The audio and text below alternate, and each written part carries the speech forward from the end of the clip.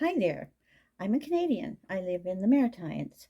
And recently I've just come to notice that your president elect in the United States of America has invited Canada to become the 51st state of the United States, which he didn't make very appealing because, in addition, he threatened tariffs to Canada and insulted our prime minister. I think it's jealousy because, quite frankly, our prime minister is better looking, more intelligent, and he's bilingual. So, mm. Anyway, I decline and I will counteroffer. I think you, the United States of America, should be the 11th province of Canada. And I will give you 5 good reasons why you should consider this seriously.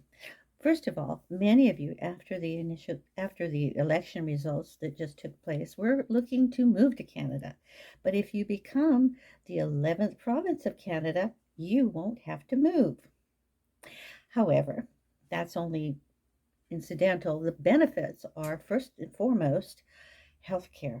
We have universal healthcare.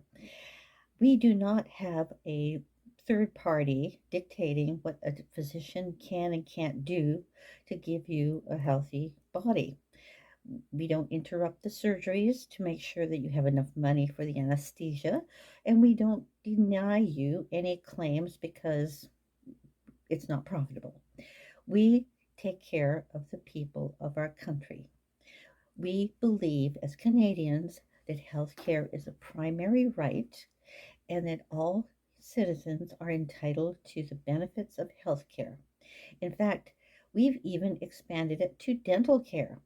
If you are a citizen of Canada, 65 or older, or 18 years old or younger, or if you qualify under disability, you get free dental.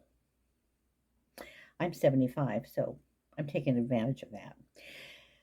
Now, um, it bothers me that in your country, an insurance company official, I guess you'd call them, who has no medical background whatsoever, has the right to tell your physician, the man or woman who went to medical school for 10 to 12 years, got board certified, and knows how to take care of your condition, your health, diagnosis, prescriptions, that insurance individual who has no medical background gets to tell your doctor what to do.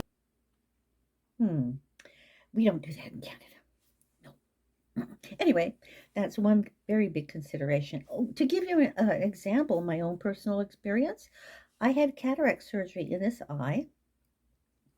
It cost me $125 because my surgery was free, but I opted for an improved lens, a different lens, and also my $25 was for the drops in the prescription for the medication during and after surgery. That's what it cost me. In the United States, I understand a similar surgery would be somewhere in the neighborhood of $4,000 to $6,000. Of course, I don't know how much your insurance company would cover or how much it would cost you out of pocket, but you can be assured that if you become the 11th province of Canada, none of you will go into bankruptcy because you couldn't afford your health care.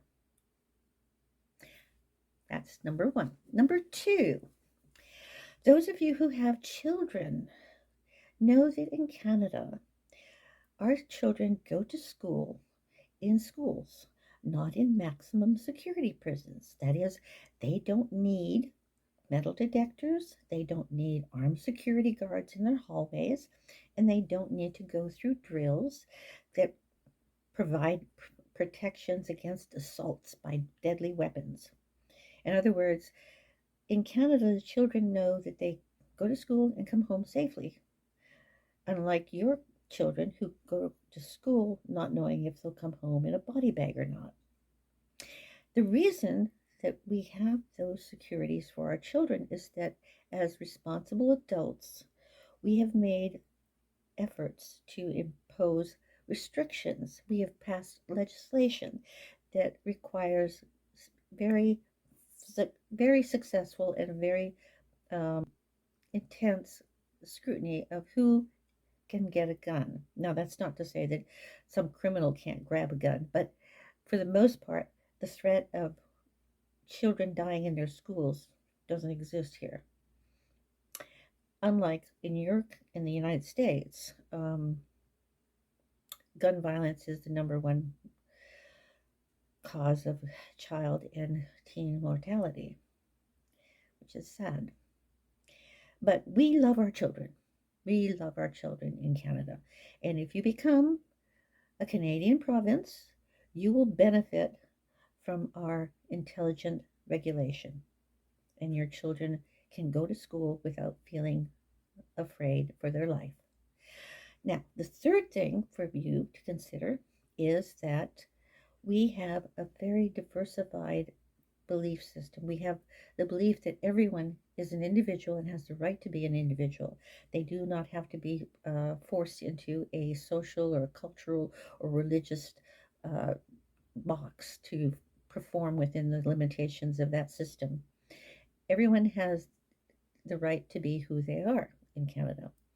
And as long as they don't impose their feelings or harm others, they have a right to be who individuals. They can believe what they want, have their own identity as they choose. Think of it this way.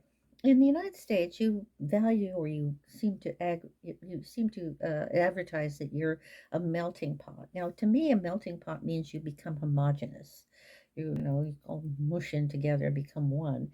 Whereas in Canada, we consider it more of a mosaic.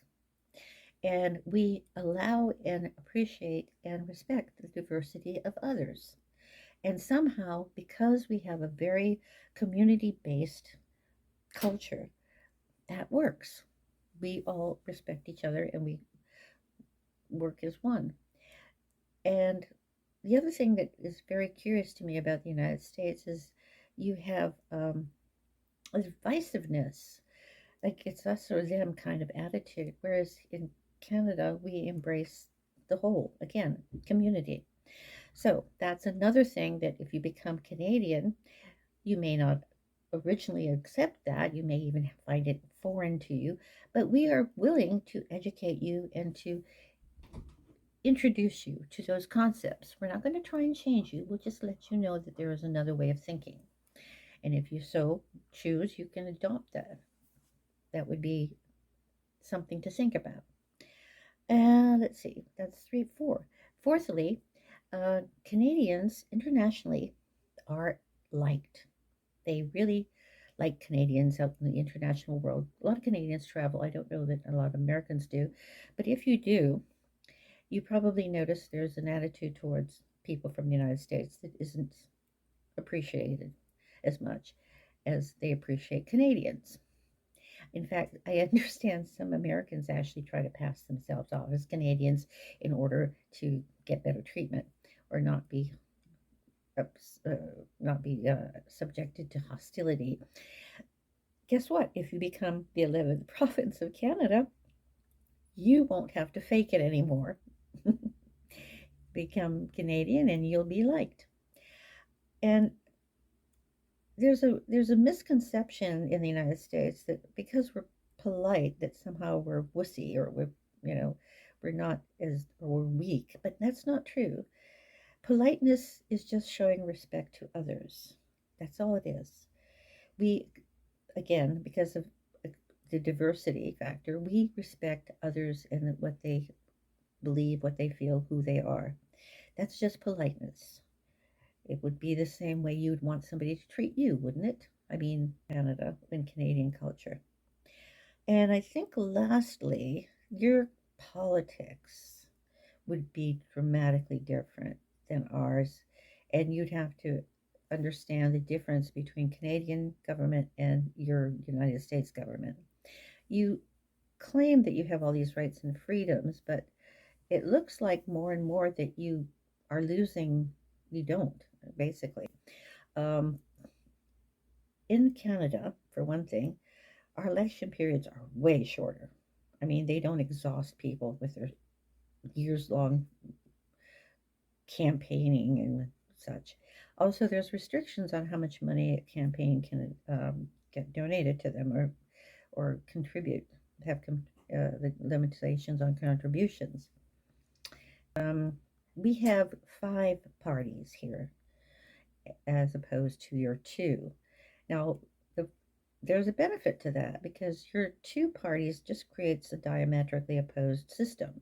You're always in conflict with one another. 5 parties, it's a little hard to be in conflict with all 5 parties all at the same time.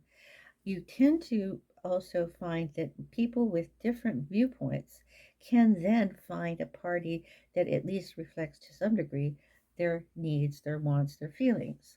5 gives them more options. Also, you have to realize that in Canada, our votes count, not like in the United States. We don't have such a thing as a electoral college, so all the counts, the popular vote, which is based on the principles of democracy, the popular vote counts. And so your voice in Canada is heard. Whereas in the United States, you have this electoral college. And over the past few decades, that electoral college has overridden your popular vote, which to me sounds crazy, but you've allowed it. And it sounds also a little bit manipulative of a particular power party that can get who they want into the executive office rather than who the people want. But that's your government, not mine. I'm Canadian.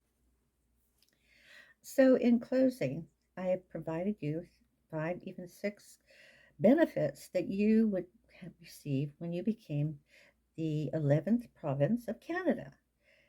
I understand that a lot of you to these concepts are foreign. You don't understand some of them, but as Canadians, we are very, very willing to help you understand, work with you, educate you, as it were, to understanding the benefits that you would receive if you were to be, I don't know, more community driven, less violent, more diversified. I don't know. You can figure it out, if you want. But that would be how you would benefit if you became the 11th province of Canada. So I welcome you. If you choose, please join us. Contribute, have the limitations on contributions. And feelings or contribute, have the limitations on contributions. And